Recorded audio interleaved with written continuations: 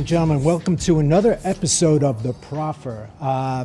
Today, our guest is Greg Kading. He's a retired member of the Los Angeles Police Department, and he was in charge of the Christopher Wallace, aka Biggie Smalls investigation, which grew into another major investigation, the shooting death of Tupac Shakur. So welcome, Greg. Why don't you tell us a little bit about yourself? You're originally from Los Angeles area, right? Yeah, kind of. I mean, that's where I worked. I spent my career in Los Angeles, but California in general is my background. What drew you towards law enforcement?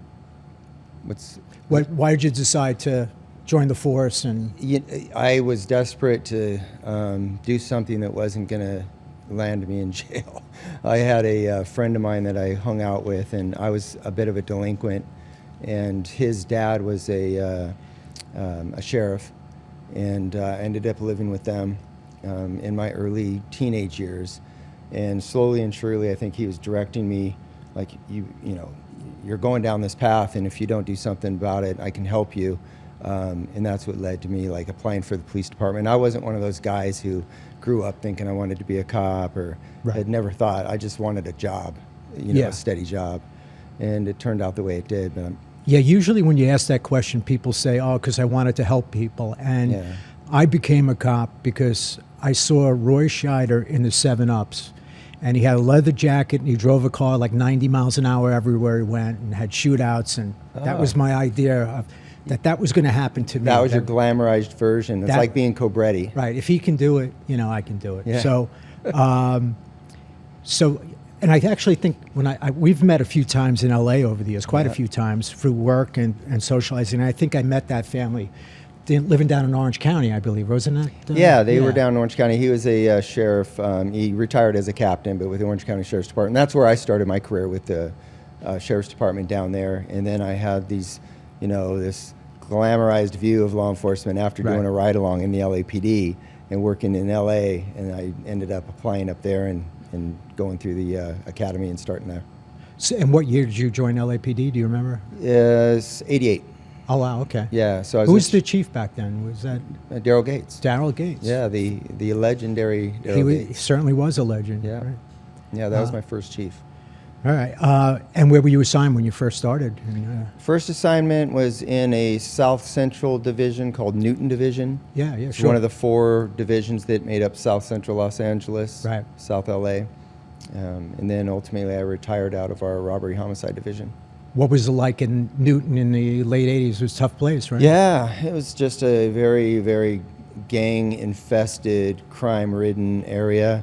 We bordered, just down the street was a sheriff's substation, and then Compton PD wasn't far away, and it was just back in the 80s and early 90s, just nothing but infested with gang activity. Yeah, a lot of shootings, homicides, and everything that comes along with it, narcotics. And what was the career path like in the LAPD when you work your way up? You eventually become a detective. How did you get into that career path? So early on, I worked patrol just a short period of time. I think I was only on the streets in uniform for about 2 years, and then I got into an anti-gang unit called Crash. It used to be called Crash. And then from that, I started getting into these task force configurations, but still really focused on gang activity, gang crime.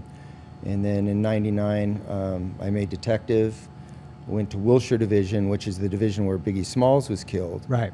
And I made detective there, started working homicide, went from there to major narcotics, and then from there to robbery homicide division, which is where I retired in 2010. Oh, wow, okay. Yeah. So you're in robbery homicide, and that's one of the more elite units, obviously, right? So they say. So they said. Yeah. Well, I mean, that's a tough detail because, catching robbers and killers is not an easy thing to do, and you meet really talented guys there who know how to put a homicide together. There's just some guys really have that gift, and and a lot of them were there because they earned it, but a lot of it also is just kind of this, and that's the kind of interesting thing. It's got this reputation of being this elite unit, and we're handling all the high-profile murders and complicated murder. But you know, the divisional gang detectives, the homicide divisional gang detectives, were just as qualified and just as good as anybody at the big house. Right. There comes a time where it's been a number of years since Christopher Wallace, Biggie Smalls, was killed, and I know his mother, I think it was Valletta Wallace. Sure. Yeah. She's upset, and she's entertaining, or actually follows through on a lawsuit against the city of Los Angeles, and about why her son's murder hadn't been solved, or you know. And is that when you guys put a little task force together to try to put sense to all these different theories and things that have happened over the years, and really, you know, give it a good push? Yes, Biggie was killed in '97, and then my predecessor on that case, a guy named Russell Poole, he developed this theory that the LAPD and a couple of rogue cops had been involved in the murder. So he gets disgruntled because nobody's really buying into that theory. They're looking at it, but they're like, hey, Russ, you know, don't throw all your eggs in one basket. He begins to get frustrated. He's having problems at work for other reasons, and he leaves the department prematurely at 19 years. Like, he walks away a year before he secures a pension. And he writes a book called Labyrinth. Yes. And that book details his theory. Right. Well, a civil rights attorney down in, I think, Louisiana, reads the book and says, wow, this is the basis of a pretty incredible lawsuit. He gets a hold of Mrs. Wallace, compels her to join forces and file this lawsuit. That is in and out of the court for years. Like, they filed the case in 2000. I get recruited in 2006. That's how long this thing's been festering in the courts. And they're like, hey, we need to have a fresh, reinvigorated investigation. Let's find out what happened and see if this is true, so be it. But if we can dispel it and get out from under this lawsuit, then that's just as good too. So that was the objective. Okay. Just to figure out whether anything in that book is true. Yeah, and you know, Russell, like, you know, he had some flaws. He's a human. Do humans always have flaws? What's that? You suggesting I'm flawed? Not at all, Greg. But because I don't think you're flawed. Russell had some flaws, and you know, he was trying to get legs behind his investigation. He believed in what he was saying. There's no doubt in my mind, but he was making that critical mistake that you can't make as a detective. You can't get tunnel vision. Sure. And then he's supporting everything, or he's agreeing with everything that supports his preconceived notions. Right. But he's ignoring everything that refutes his preconceived notions. Right. And so he got this kind of bias. Right. And that's what led him down this rabbit hole that he never came back from. Yeah, and then there were also some, from what I remember, you had guys like Chuck Phillips from the LA Times. You had this guy, Phil Carson, from the FBI. Yeah. People kept adding their own twists to this thing, and different versions of the story, who really weren't top-notch investigators. And they also created you know, a lot of confusion, where it seemed like it would even make it difficult to have a prosecution with all these theories floating out there. And Chuck Phillips supposedly had all sorts of informants and things like that. But, you know, it kept him at the Times. It kept his slot, you know, secure. And people told them what I think, you know, he wanted to hear. It wasn't any real good, effective reporting for a lot of it. At some point in time, he does change, but again, just all this confusion. Yeah, what happened in the media was really something that was challenging for the investigation itself, because there was essentially, you know, a public trial going on, right, as far as the speculation and all of this stuff that was being, you know, exposed in the media. That really made it, I think, more difficult for the detectives to just get to the meat and potatoes of it all. Right. So, you know, I guess maybe we could start at Quad Studios in New York when Tupac Shakur was shot. Okay. Because I think that is the beginning of, you know, eventually what leads to this East Coast, West Coast kind of war, with some things in between that are also very important. So Tupac has been hanging out with a guy named Haitian Jacques Agnat. They get arrested for a sexual abuse case in Midtown Manhattan. Jack severs his case and uses a lawyer by the name of Paul Brenner, who used to represent cops on criminal cases. Okay, out of New York? Out of New York, yeah. And Paul said, you have to sever your case from this guy. We'll take a plea, and that'll be that. Whereas Tupac decided to take it to trial, and it didn't work out well for him. And he made some comments to a reporter named A.J. Benzer that, Mike Tyson told me to stay away from Tupac, from Haitian Jack, Yeah. sorry. Tupac, stay away from Jack. Yeah, and... Probably good advice. He should have told him a lot sooner, and he should have listened. But, and Haitian Jack ran with a crew of guys that robbed drug dealers, robbed stash houses, robbed people in clubs, and became the first muscle out there to get in the pockets of rappers and their management. And it ended up bad for Tupac. And he made these comments to A.J. Benzer that, he was set up, or Jack got me in trouble. He didn't want to take any of the blame for himself. And it came out in the paper, and it is alleged that Jimmy Henchman and a crew sent a crew to Quad Studios to seek some kind of revenge for making those statements, namely, to rob Tupac and send a message to him about he better watch what he says. And Tupac goes for a gun. He shoots himself once or twice, and then the crew of robbers, return fire. I think Fred Nichols was there. I think he got shot. Stretch Walker was with him, a good friend of Tupac's. And nobody wants to cooperate in the case. Tupac eventually goes to jail.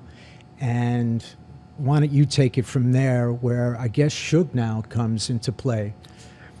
Yeah, so you've got all of that going on, obviously. Tupac, this is long before he's have any affiliation whatsoever with Death Row. He's gotten himself in trouble with this sexual assault case, and then he gets beat down at the studios, and then the next day he's miraculously out. So I would question whether or not he was ever shot by anybody else. Right. He definitely shot himself when he tried to get his own gun out of his waistband. I believe the head wounds were all from being pistol whipped. Right. You shoot somebody in the head at point blank range, they're not going to be out of the hospital the next day. Right. So that was the only thing that has been debatable over the years. Did he get shot or just shoot himself? Anyways, he ends up getting convicted of the sexual assault case. He's sitting there in Rikers Island, and Jimmy Iovine is the one who actually came up with the idea, like, hey, Tupac would be a perfect match for Death Row. Wow. And so Suge Knight and his attorney, David Kenner, they go to Rikers. They make this deal with Tupac. Listen, give us a 3-album deal, and we'll pay your $1 million bond to get you out so you can fight your appeal. Right. So that's what happens. They get him out. He's in L.A. Immediately after and goes right to work, like a workaholic. He's just banging it out. And, he's only out, I think, between 9 and 11 months before he dies. But he's back in L.A. just stirring it up. He's just a man with a mission. And I think what he wanted to do is he wanted to complete those 3 records as quickly as possible so that he could be liberated from the deal and then maybe begin to make his own moves towards maybe getting his own label and that type of thing. So that was the setting. But there's all this other ancillary drama going on, because there's drama between Suge Knight, Puffy Combs. Ultimately, there ends up being drama between Tupac and Biggie. Some of it started with the Quad Studio stuff because Tupac thought he had gotten set up. Right. As a matter of fact, Tupac's got a song out where he mentions both Haitian Jack and James Rosemond. So that's going on. And then, of course, those 2 entities, Bad Boy Records and Death Row, begin to affiliate with 2 different gang subsets, one being a Blood set, one being a Crip set, and they're already mortal enemies in Compton. Right. So there's like 3 levels of conflict that just keeps, exacerbating itself over and over until Las Vegas happens. Right. And then you have different events where these camps from Bad Boy and Death Row are meeting up. There was the one incident that comes to mind too. Was it the Vibe Awards, I think, where Suge starts talking about, hey, Bad Boys, come to a real record company, come to a real label. Yeah, there was a Source Awards in New York. So he disrespects Puffy right there in his own backyard. The biggest event really at this point in time was a incident that happened at at a birthday party. I think it was Jermaine Dupri's birthday party in Atlanta at a place called the Platinum Club. And Suge Knight's bodyguard and his crew got into a little tussle inside of the nightclub. They all go out into the parking lot. It's still brewing, and Puffy Combs' bodyguard, a guy named Wolf, shoots and kills Suge Knight's bodyguard, a guy named Jay Robles. Right. So now you've got this to where there's blood on the ground, and Suge is now holding Puffy responsible for the murder of his best friend. Right. And that's really where it becomes like, okay, this is really on. Right. And when we see each other, like it's on sight. Right. And now everybody's like, what the fuck? Shit's gotten out of control. Anthony Jones used to go by Wolf or Wolfie. He was from an area of the Bronx called the Valley. It's near Co-op City. And he was, he dabbled in drugs. He was a real tough guy. He was not afraid to use a gun. And he probably saved Puffy's life on a number of occasions. And then Puffy wanted him around, too, because, there was a growing industry of guys looking to get their hands in the pockets of music executives and rappers. So that was a relationship that he needed to have now more than ever with this aggressive, conflict going on. Yeah. I mean, Suge was very aggressive in this conflict. And I think the New York record executives had a lot more to worry about than the West Coast, executives. I don't know. Suge was stirring things up in L.A. I mean, his whole goon squad was a bunch of, ex-convicts, some of them being, convicted murderers. So, Suge's thing in L.A.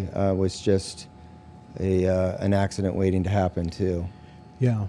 And there was other incidents besides the Platinum, too. I'm trying to remember what they were. There was a number of things here and there. There was something in New York, I think, where a trailer, I think it was Snoop's trailer, had been shot at when they were in New York. Oh, wow. So yeah, it was just going on back and forth. They had different encounters backstage at different award ceremonies, and guns would get pulled, but everything was leading up to what happened in both Vegas and then LA with Biggie. Right.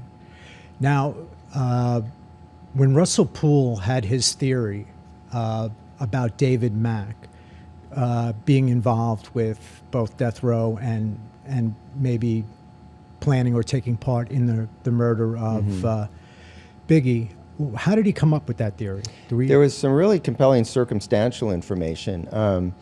There was information from at least one witness at the Peterson Auto Museum where Biggie was shot that the vehicle was a black SS Impala.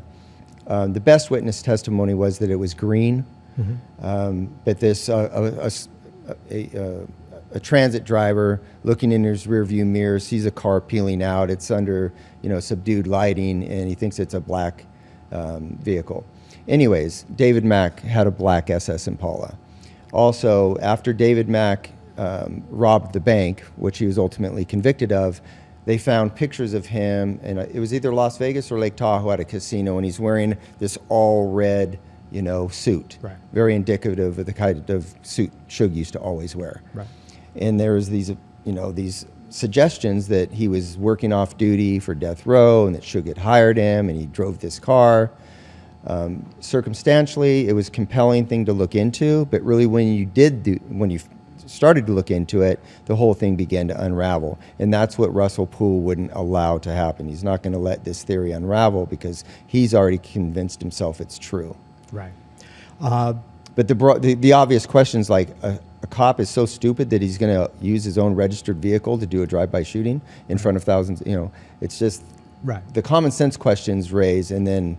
and David Mack was later killed in a shooting, no? No, he did his prison time. He works out in L.A. these days, so... Who am I thinking of? There was somebody who was in a shooting with an off-duty L.A. sheriff deputy. Was that somebody from that crew? Or? Yeah, so Sharitha Knight, Suge Knight's wife, they were estranged, and she starts dating an LAPD cop named Kevin Gaines. Okay. Kevin Gaines had a bunch, he had several different complaints against him for road rage incidents, right? And so he'd see somebody and, pull out his gun and they'd get the license plate. And so he was being investigated for several of these road rage incidents. Well, meanwhile, one day he's driving Sharitha Knight's Mitsubishi Montero, and he sees this Peckerwood-looking guy who's working undercover dope, but Gaines doesn't know that. Some white guy with long, scraggly hair, and hey, fuck you, no, fuck you. And he's going back and forth. So they get into this little, chase, and then ultimately, when Kevin Gaines pulls up alongside Frank Liga, the undercover cop, he pulls a gun out. Well, Frank's already sitting there with his pistol out because this thing's been going on for, and he gets the drop on Gaines and shoots and kills him. Wow. So when the detectives get there, you've got this, off-duty officer who just got involved shooting another off-duty officer, or I'm sorry, an undercover officer shooting an off-duty officer, and they look inside the Montero. They're like, oh shit, he's one of ours. He's got a badge and a gun there. And that's what leads, well, why is Sharitha Knight dating an LAPD cop? And, it lends itself to the idea that Suge Knight would hire cops to do things of this nature. So it gets very convoluted. It gets to be a mess. It's hard to keep track of it all.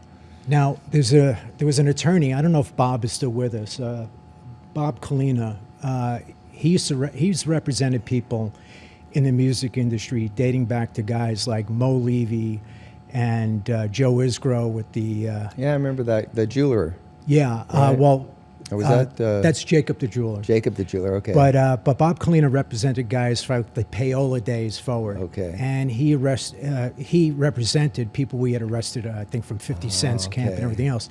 And he told me... Isgro's the pay-for-play guy, right? Yes. I got it. He used to hold court in a restaurant on the Sunset Strip called Mirabelle. And he used to take the corner booth, and he was a real colorful gangster from LA. I feel like you and I sat in there once or twice. We probably did. Yeah. He actually bought me a couple of drinks over the years, and I was always kind of standoffish when he did. And he called me over one day and he said, "Hey, listen, this isn't New York. We don't have to be confrontational because I'm not trying to buy you or anything like that. We can say hello and say how you doing." He's like an old school gangster. And the last I heard, he got arrested about 5 years ago on a offshore gambling kind of thing or whatever. But he was a major player out there for a while in all things organized crime.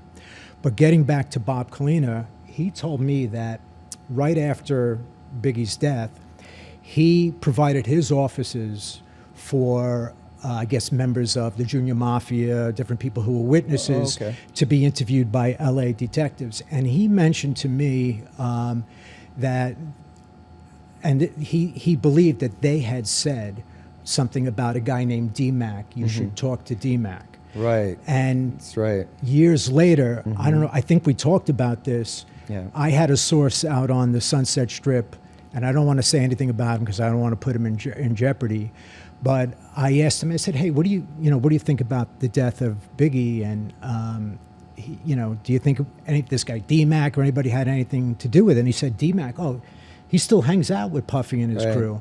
And I think it was a guy named Darius Rogers. And he apparently was, that guy out in L.A. when they would come out. What his role in? I don't know if he was. Well, so just kind of.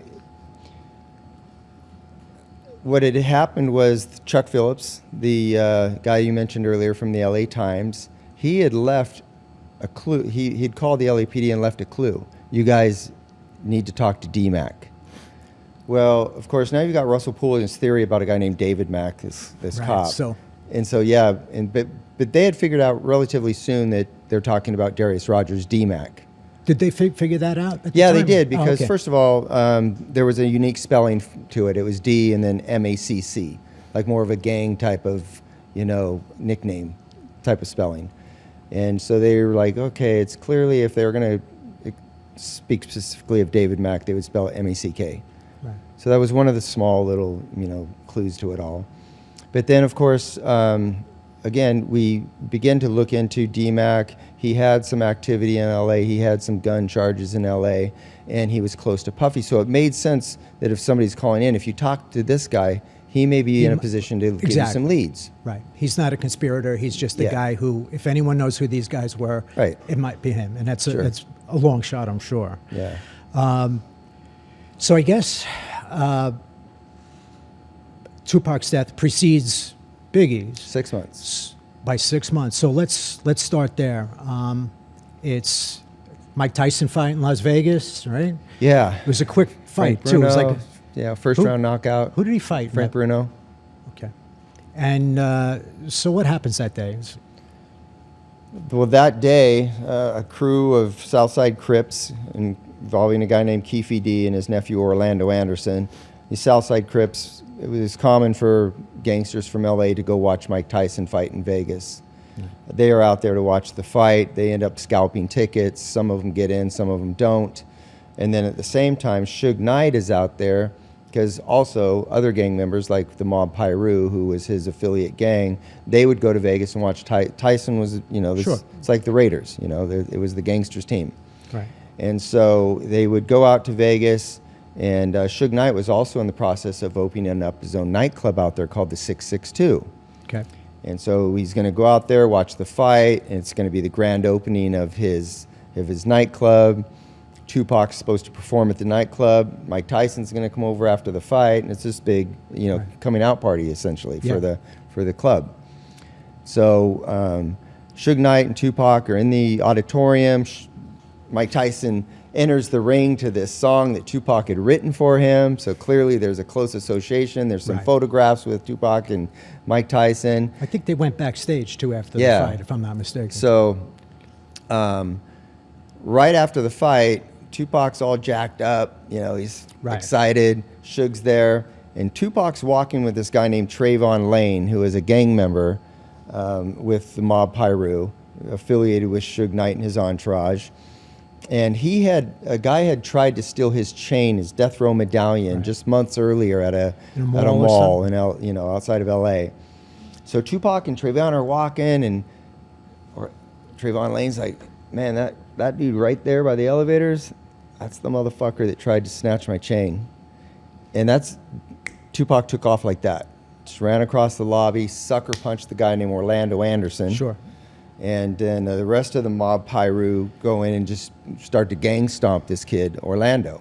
I think everyone's seen that famous Everybody's video, seen right? that, It's Tupac first, and then everyone comes and kicks. And Suge actually kicked once or twice too. Yeah, Suge stomped and kicked, and security jumps in. They break it up. Tupac's hightailing it out of the casino, and it's this really interesting thing if you watch that whole video from different perspectives. Tupac's like the Pied Piper. It's like he creates this vacuum, and for no reason, people just start joining in this flow of people. And Tupac's just like charging out. Suge's trying to keep up with him, and all these people are just falling in. People are getting up from the slot machines. It's like, what's going on here? Let's go. And it's this really wild thing to watch, the amount of Right. energy that just goes. And so they end up Tupac and the crew all go over to Suge Knight's house. Meanwhile, the kid that got stomped down meets his uncle, Keefe D, and the rest of these Southsiders, and they're like, all right, Right. this is not over. Right. So a New Yorker is present during this, a guy named Zip, Eric Martin. Right. And he's like, man, you all need to take care of this. I got some heat out in the car. They go out to the car. They get his Glock 40 caliber, gives it to Keefe D, and the hunt is on. Now let me just stop you a second. Eric Martin, he was actually, according to some old-time NYPD detectives, he actually sold drugs with Melvin Combs, who was Puff's dad. And he was shot and killed coming out of a halfway house, I think, when Puff was just like 2 or 3 years old. So somewhere along the line, Puff finds Von Zip. I know he was doing a lot of party promotion up in Harlem back in the day. And so there's a relationship there Sure. with the two. It's almost like Uncle Zip. Right.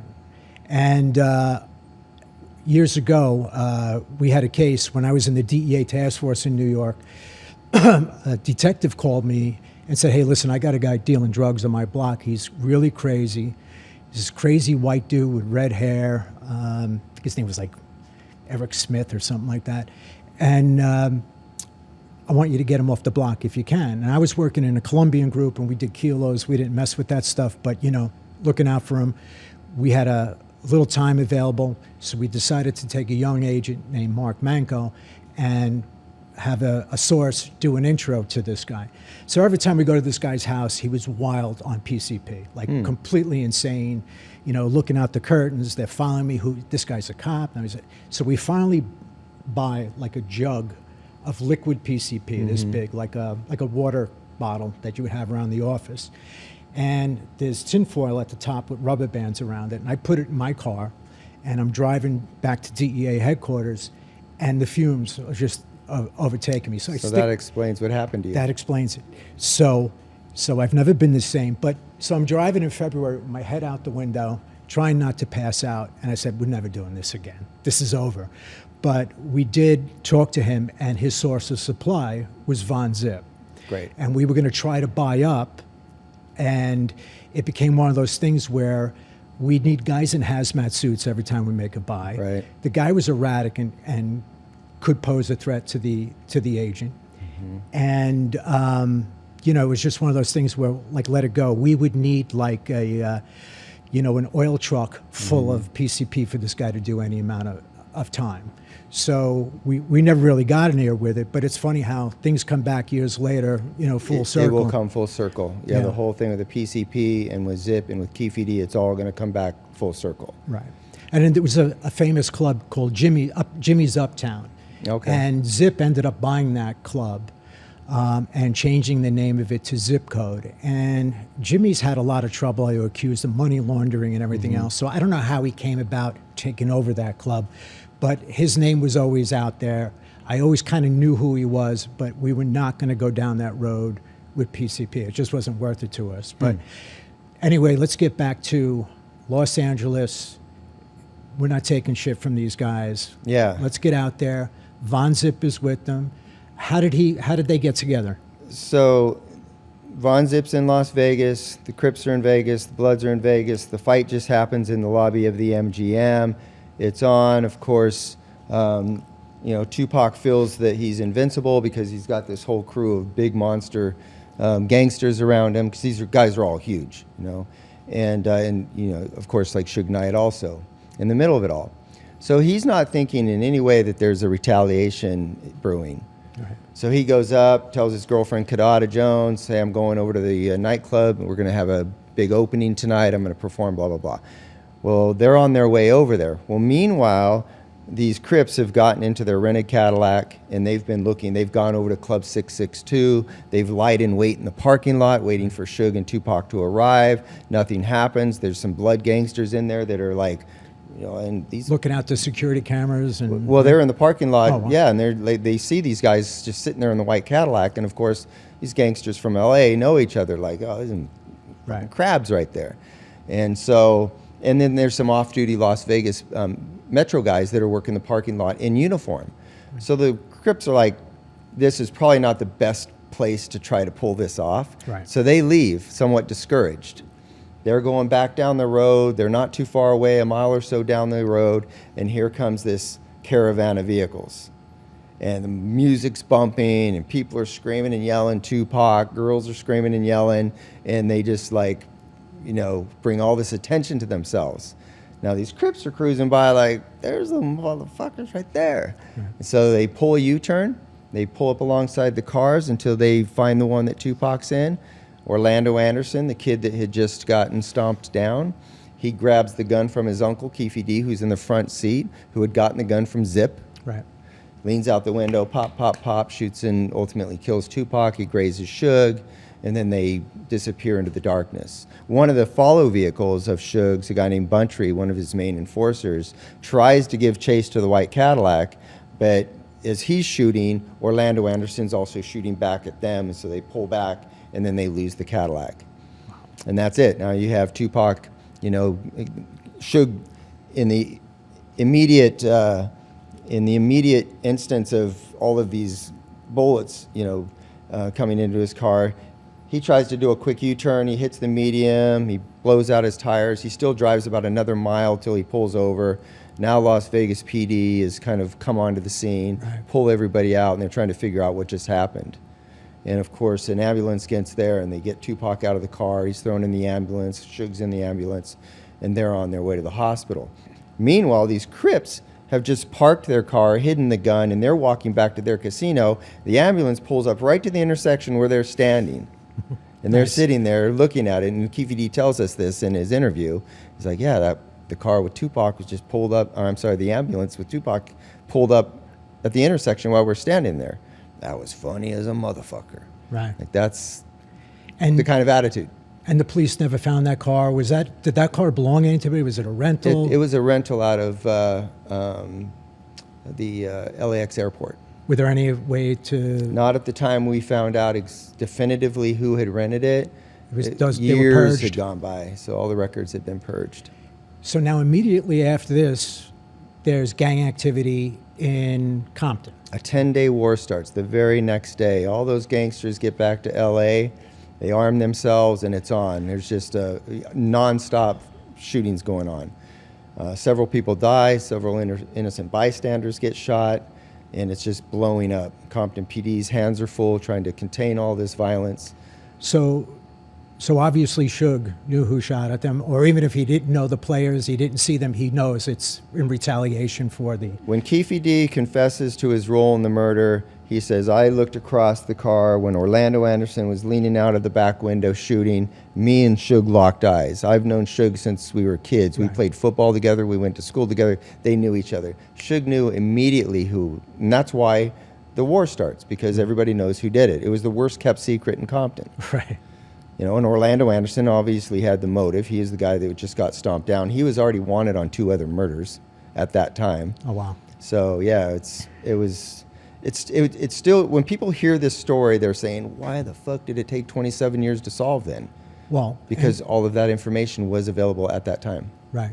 And why do you think that is? I know the Compton police had some issues at the time. They had a very good gang unit, but they also had some trouble at maybe the upper levels in the police department.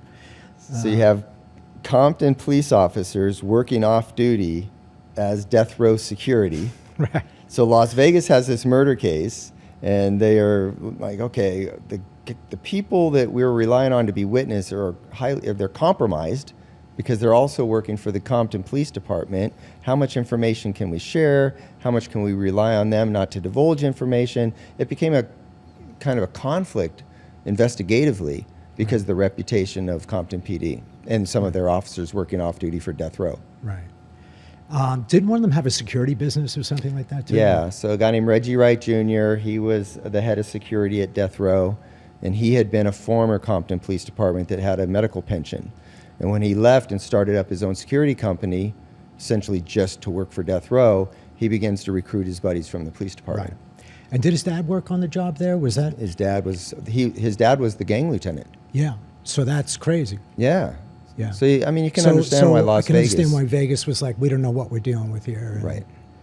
Yeah. and then again, who's going to cooperate? You know, Suge's not going to cooperate. And, nobody's cooperating really. I mean, you've got a couple members of the Outlaws. Yafu Fula, he's in the back. He says, "Yeah, I saw a dark arm come out. It was definitely a African American or a black male in the back seat. Couldn't tell for sure if there was 2 to 4 people. White Cadillac. Limited information." Right. And so, now the case is just kind of sitting there, and For years. it's and years kind and of a years. good secret, though. It's not a secret in Compton, obviously, but Right. no one really knows the story outside of law enforcement. Really, what's going on? So 6 months later now, we go to the Peterson Automotive Museum, right? And it's a party for what? It was like Vibe, or was it? Yeah, it was after the Vibe Awards, and they were having a kind of an after party the following night at the Peterson. It was this big gala with tons of celebrities, and Biggie's getting ready to release this album, I think it was Life After Death was the next album coming out. So they're out in LA promoting, and now they think they have a false sense of security because. Remember that beatdown in Las Vegas in the MGM where Suge is caught on camera stomping Orlando Anderson. Well, at the time, Suge was on probation, probation. Right. So when the videotape evidence surfaces that he's there stomping somebody, he gets his probation violated. Right. As he's trying to fight that probation case, he reaches out to the individual that shot and killed Tupac and says, hey, I'll give you $60,000. Come testify at my hearing that I was actually trying to help you, that I was pulling people off of you and not stomping you. Right. So he solicits the help of the guy that just shot Tupac. Did he take him up on it? He did. So he testified. And Nice. so Orlando Anderson ends up in court. He testifies at a hearing like, yeah, Suge was there. He's trying to help me. He never kicked me. You can see clearly on tape. And the judge is looking at him like, what kind of fool do you think we are? We can see what's happening. Right. You clearly perjuring yourself. The judge didn't buy it. Suge gets his probation violated. He's off to prison for 8 years. Death row begins to spiral, because nobody's at the helm anymore. And you've got Orlando Anderson with a pocket full of money. And this, just goes to show you how compromised this whole thing is. And next thing you know, you've got Bad Boy Records and Biggie coming out to LA 6 months later. Suge's in jail. Tupac's already dead. Right. And they think, okay, the world's ours now. Right. Death row's out of the way. And meanwhile, Suge is in prison, or I'm sorry, he's in jail at this particular time, not prison yet. And he has a girlfriend of his come into the jail under the auspices of being a legal aid with the attorney, David Kenner. That was Suge's attorney. Right. He brings in this female who's one of Suge's confidants. Suge tells her, hey, you got to reach out to this guy named Poochie, a guy like Orlando Anderson. He was a very active gang member, wanted on multiple murders. Right. Hey, I want Poochie to kill Biggie. He's going to be at the Peterson at this particular time. Find out how much money Poochie wants. She goes talk to Poochie, comes back, tells Suge 25 grand. He says, I'll get the money to you. She goes and tells Poochie. She makes the payment. Next thing you know, Biggie's leaving the audit. Biggie's leaving, and it's almost identical to the Tupac shooting. Car pulls up alongside, bunch of rounds go in. Biggie gets shot and killed. And now you have these guys, all the witnesses are from New York. So next thing you know, they're back. They're 3,000 miles away. Right. Russell Poole is stuck with this investigation with, witnesses that are on the other side of the country, and then all the things that we previously talked about. The press is involved. Everyone's got a theory. Yeah. Everyone sees the hey, I can cash in and write a book now. Yeah. And putting in a lot of things that are, some kind of assumptions.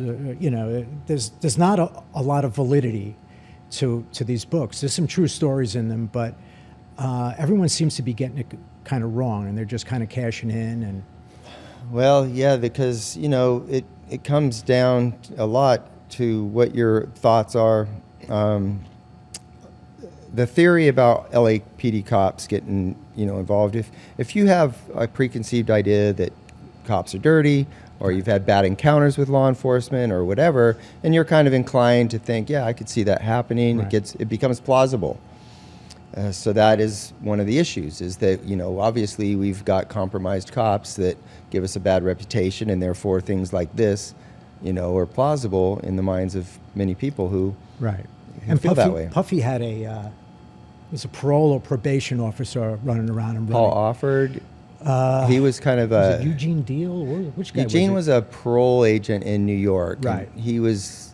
And we were going to approach him on a number of times, and anytime we met a probation officer, they'd be like, "Don't talk to this guy. He's got issues all over the place. Yeah. He's constantly getting pulled over and stopped." He's changed his story so many times. I mean, he's just trying to stay relevant in the conversation, constantly going on, different podcast platforms. Right. But the story keeps changing. You listen to his original statement when he's interviewed.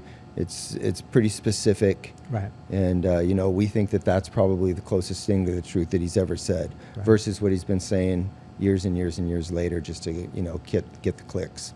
So when you guys form your task force, how many agencies did you bring together?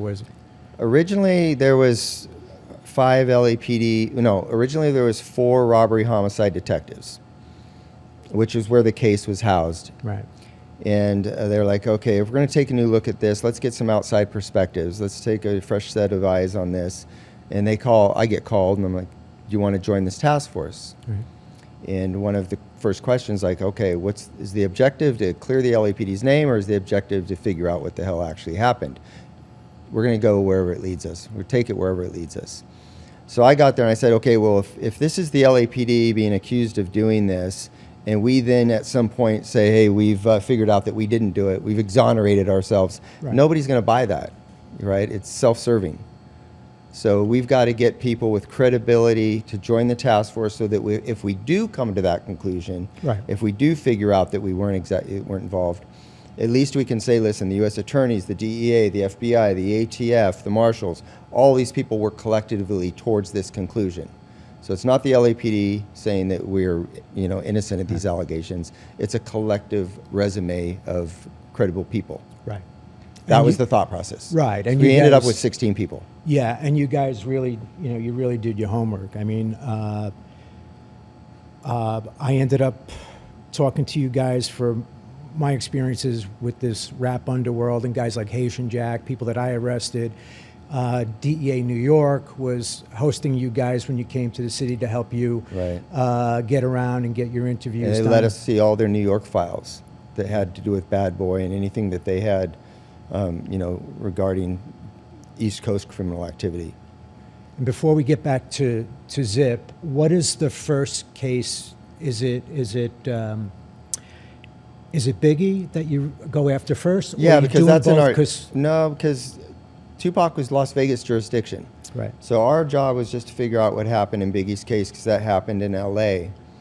So as we're looking into Biggie, we knew that this guy Keefe D, who I'd mentioned earlier in Las Vegas with the nephew that shot and killed Tupac, we knew that he was at the Peterson Automuseum the night that Biggie was killed. Right. So we knew that for a fact. So he's a person of interest. But he had already been approached several times and never really cooperated. Right. So we thought, let's put a case on him where he's looking at a life sentence Right. and try to compel him to cooperate. So we begin looking at activity. We find out that he's dealing drugs in Richmond, Virginia from LA. Oh, wow. He's trafficking kilos out to Richmond, Virginia. We find out, oh, they've got an open case. So we work it backwards. We start figuring out who he's getting his kilos from, and we develop an airtight drug case against him. So we're up on his phones, we're following his cars, we're tracking everything. We start ripping off kilos, and now we've got him dead to rights. In fact, we buy a gallon of PCP from him for like 25 grand. And that's essentially minimum mandatory of 25 years to life in the federal system. Oh, is it? Okay. Yeah, so now we're looking at essentially a life sentence. And so we approach him, we're like, hey, we've been up on you for 6 months, we've listened to every phone call you've made, we've tracked your cars, we've ripped off your dope, we've bought from you our informants have bought dope from you directly, you're fucked. And so you probably should get an attorney and come talk to us. So he does, he gets an attorney, we go to the U.S. attorneys and they do a proffer session. Right. So we sit down. And Well, that's- so yeah, and so I hear different versions of what a proffer is on all these, podcasts and stuff. And essentially, when someone gets arrested, usually what happens is when someone gets arrested on a long-term investigation, usually they're a little bit down, in the rankings, and U.S. attorney will reach out to a defense attorney and said, "Hey, would you bring your guy in? We'd like to talk to him." Right. And it's in, it's in their best interest maybe to cooperate to get a reduction in sentence, and it's in the prosecution's advantage to have somebody inside an organization providing provide details information. about it, yeah. Now, was he ever arrested? Or Nope. Okay, so We what didn't happened? arrest him, and the strategy was, let's see what he has to say, and then if what he has to say is such that we can utilize him as an informant, we don't want to arrest him because now everyone's going to know, hey, Keefe had gotten arrested, now he's back on the streets, Right. something's going on, something's not right with that. So we quietly brought him in, we sat down, we said, here's the deal, you're looking at 25 to life for all this narcotic activity. We want to talk to you about the murder of Biggie Smalls. Right. So we sit down, and he's like, yeah, I was there that night. I talked to Puffy. I approached him. What's up? And, but that wasn't us. I was in the parking lot when the shots went out. That was not us. Right. I heard it. I was there, but that wasn't us. But I can tell you about another one. And that's where we get into the Tupac case, and he confesses to his Wow. direct involvement in that case. Okay. So then let's get back to the Biggie case. You did something similar there, or Yeah. how did that go? So now we've got the a confessing co-conspirator in Tupac's case. He tells us what had happened. He tells us Zip had given him the gun. So we designate him as a Keefe D, the guy that we're interviewing. We designate him as an informant so that we can utilize him to further the investigation. And then we take him back to New York and we go to the zip code. Right. And we're trying to reintroduce him to Zip because all that PCP you were talking about earlier, Right. that was all coming from Keefe D. That was all West Coast PCP. Wow, okay. He had been supplying him for years. Wow.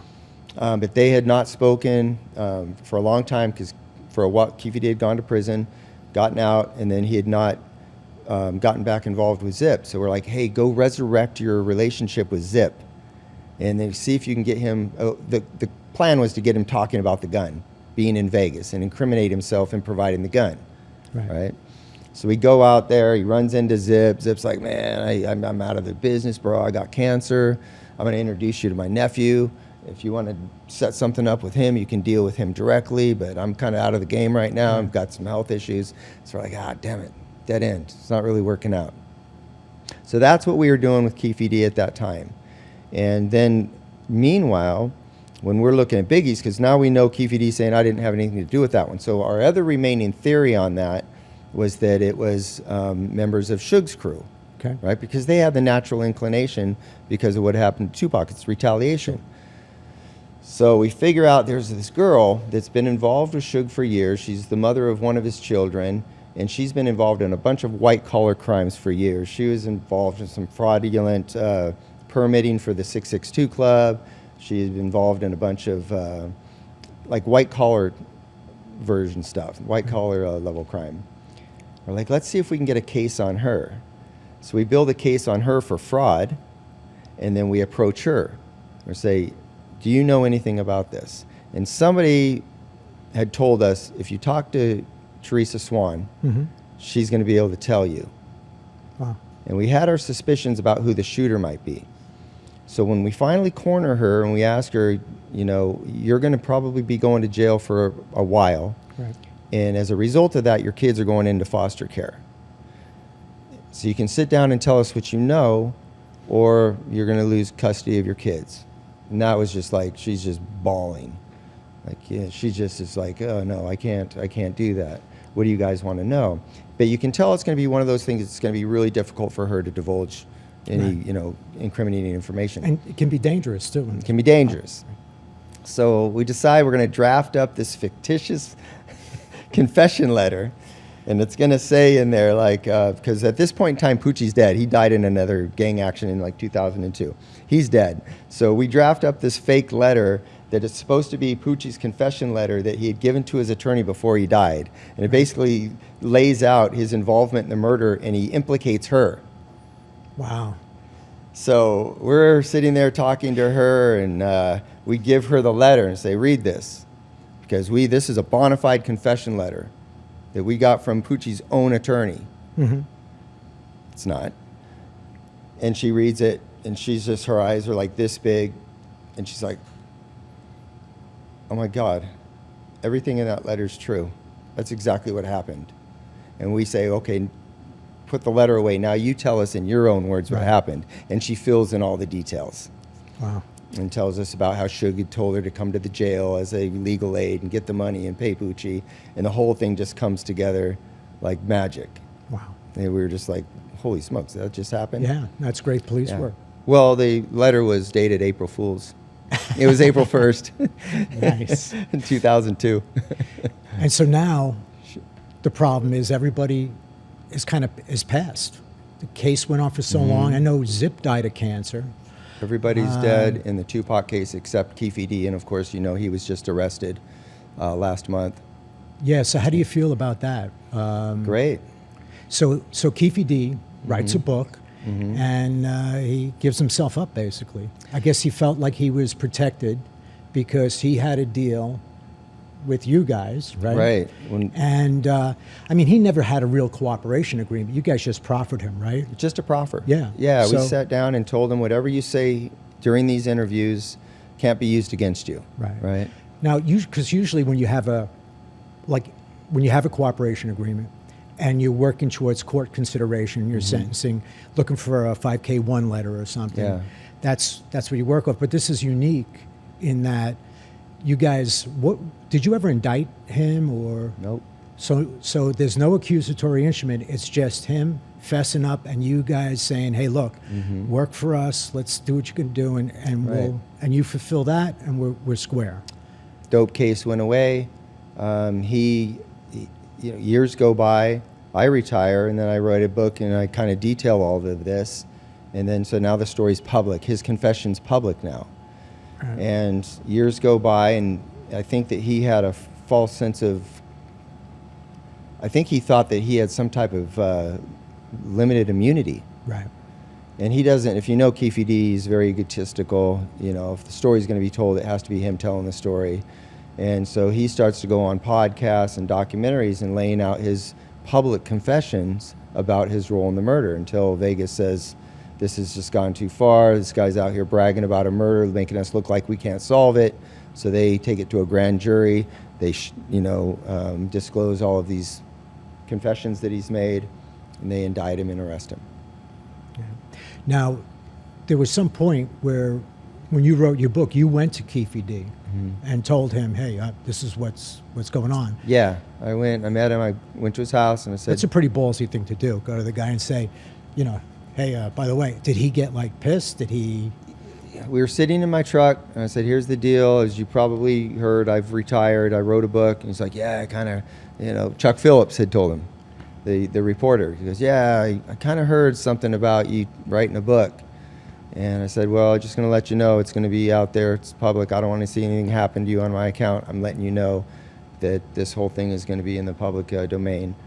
And he's like, "Well, that's pretty fucked up, Kading."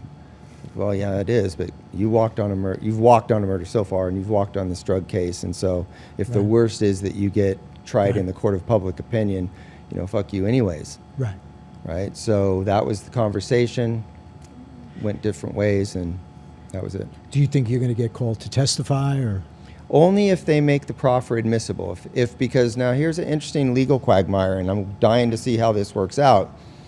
He told us under the conditions of the proffer that he has to be honest. You violate the proffer if you lie. Right. So now when he gets arraigned and he says, "I'm not guilty." I Okay. made it up to make them happy. So now, did you lie to us during the proffer? And if so, does that make the proffer now nullified where we can introduce the confession? Right. So it's a legal question yet to be answered. Wow. I know he's been on social media saying, "Hey, I might have talked to these guys, but I saved my organization from years in jail," as if he was. But I guess in essence he did, right? There were like 3 guys that we have indicted. The PCP lab where we bought the PCP out of, he walked out, he delivered it in a bucket, and we rolled back and took down that PCP lab, and that guy was charged.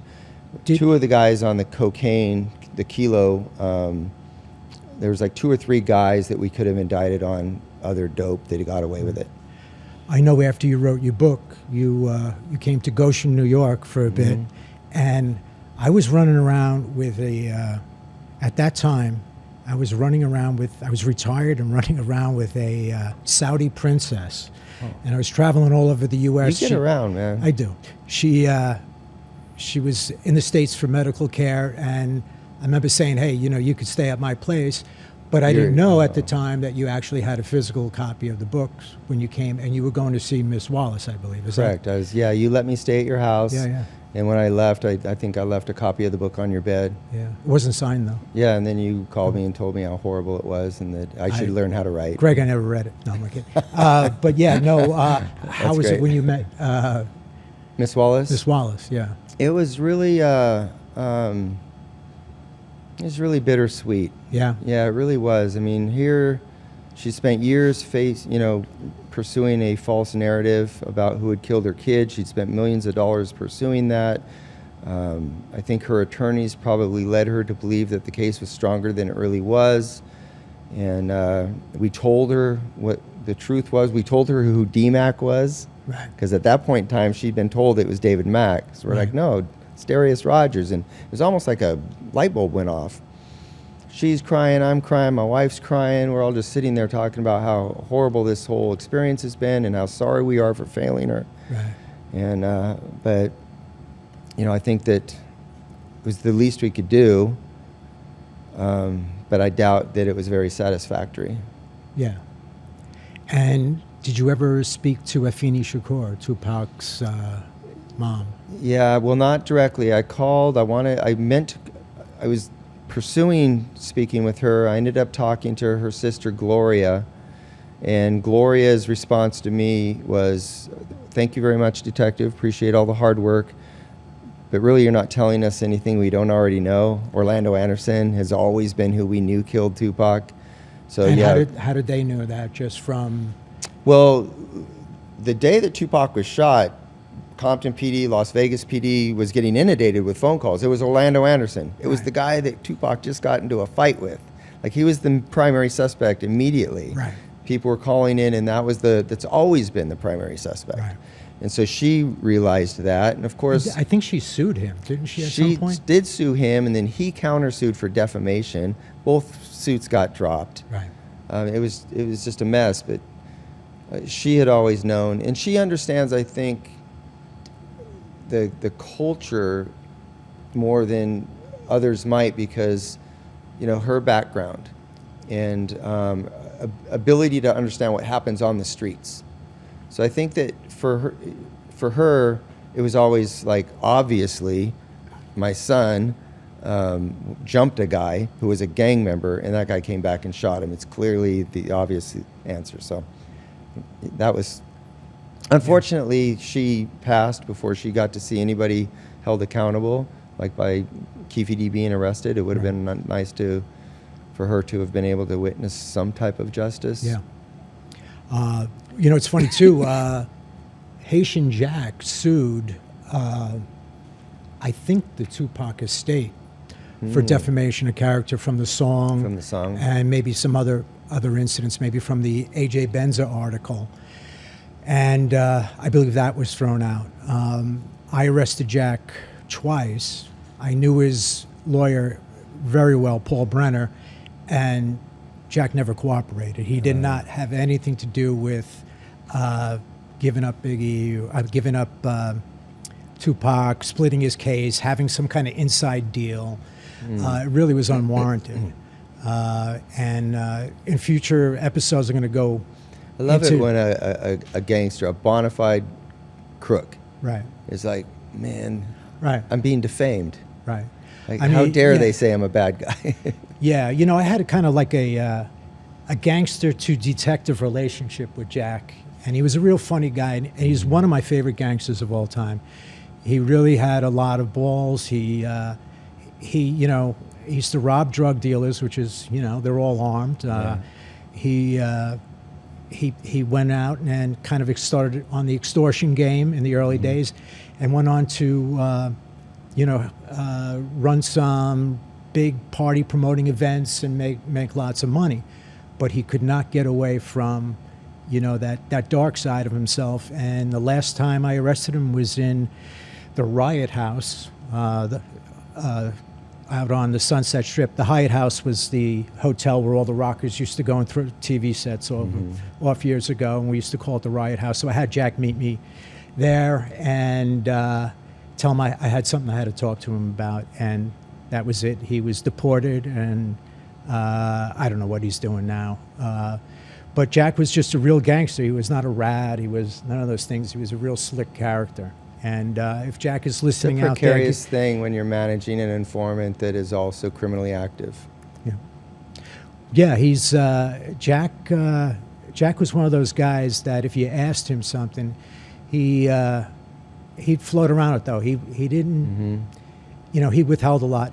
The problem when I arrested Jack initially was that I had a death penalty RICO case going in the Eastern District.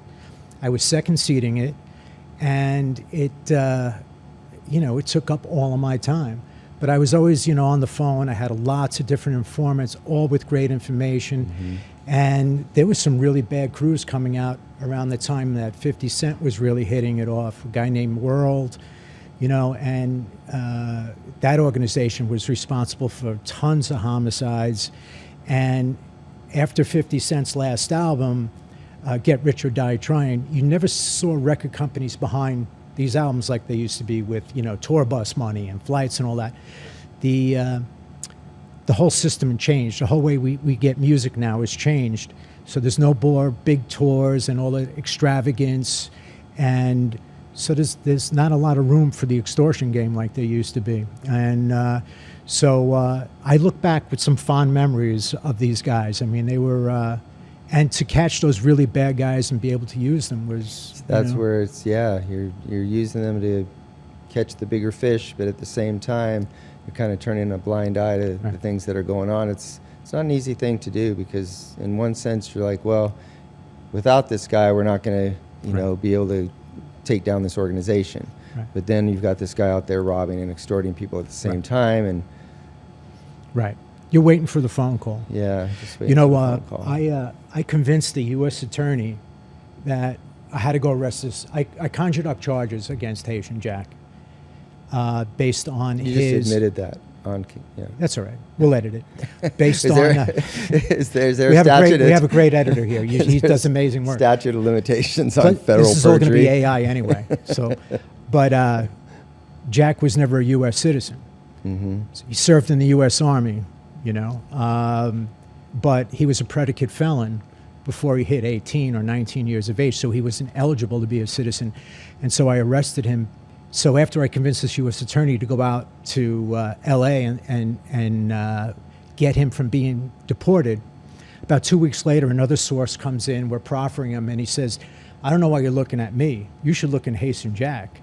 About a month ago, he drove up on my block, and we're talking, and I hear this banging in the trunk of his car. Mm-hmm. And he opens up the trunk, and there's this really dark-skinned African dude in it. He pulls the duct tape off of his face and says, "Where's the money, motherfucker?" And the guy's like, "I don't know what you're talking about." So he puts the duct tape back over and he closes the trunk and says he needs about another hour. So Jack pulls off, and a police car is coming, and they hit the siren like to look out, and Jack does one of these like fuck you. Mm-hmm. Now that's a real sociopath right there. And you're endorsing it. And so after I get rid of him, like I said, we're not flawed. No, so perfect. So the U.S. attorney goes, "What the fuck did you have me do?" So of course, 2 years later, I guess it is, Jack is in a club called Monroe's on Melrose in West Hollywood, and he gets into he's with MC Light, the rapper. Okay. Some kind of argument. He takes her outside. He comes back in, and he shoots these guys in the legs as they're diving under tables to get away from him. And the same guy that gave me the information about DMAC called me and said, "Hey, that guy Haitian Jack, you know him?" I'm like, "Yeah, why?" "Oh, he just shot 2 people in Monroe's." I'm like, goodbye. So now it was like, what are we going to do? You know, we got to get him. And at that time, he's having shootouts with Jimmy Henchman in Miami. They're fighting over a girl, some nonsense. So everything was crazy. Looking back, would you have do it the same, or would you like, no, I'm not going to tolerate any of that. I'm not going to have anything to do with this. It was too dangerous. Like, looking back, would you do things the same, or exactly the same? Yeah. Yeah, I've got no regrets. Oh, good. You know, if you look back in your career, you'll always find things like, you know, I should have done this maybe or whatever. Mm-hmm. But in that whole era, I mean, I was living out in L.A. probably like 2-3 months of the year on a case we were doing with the L.A. sheriffs on the L.A. crime family.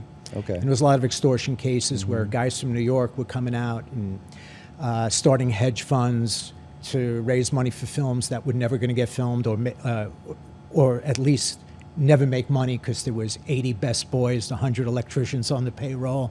And we had a lot of interesting cases. I want to see a series about an NYPD organized crime guy that comes and operates in L.A. Yeah. That's a series I want to see. I pitched it to Bill Clark and David Milch, and they took a pass. Ah. So, you know, needs to be revisited. If anyone's listening, needs to be revisited. Yeah. That's a great idea. Because the different styles of police work are very different. Right. And the approaches are very different. Well, and you know, usually New York cops are more handsome. I don't know if you've noticed. Yeah, they wear their uniforms well. No, we don't. We don't. We like to bulk up back in New York. But hey, Greg, thank you so much.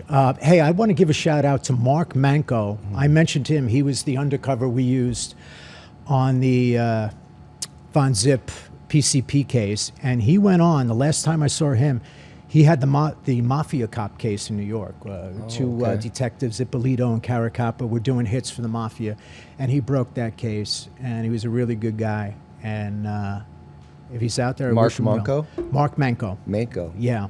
So he was in my group, T22 and DTF, and that's the best memories I have on the job, is working, like Colombian cases. But that's it. You're going to owe us $12.50 for the scotch. And I think Jameson, it's Irish whiskey, Jameson? please. Thank you. Sorry. Thank you very much for coming out. I think we all learned a little bit more every time we hear these stories. And we have so many more memories, too. You know, you can draw one guy to the next, and who knew when we were making buys that it was going to go up to Von Zip, and that years later it would come up in this stuff. Absolutely. It's like, and yeah, we could do a whole show on the our social lives in LA too, I think. You know what's funny? I'm from LA, you're from New York, and here we are in the middle of the country in Tulsa. In Tulsa. Like we're meeting in the middle. Yeah. It's surreal. It is surreal. Yeah. I don't, I think they might throw me out of the state at any moment, so. I wouldn't have you. No, I know. No. But on that note, thanks, pal. Always.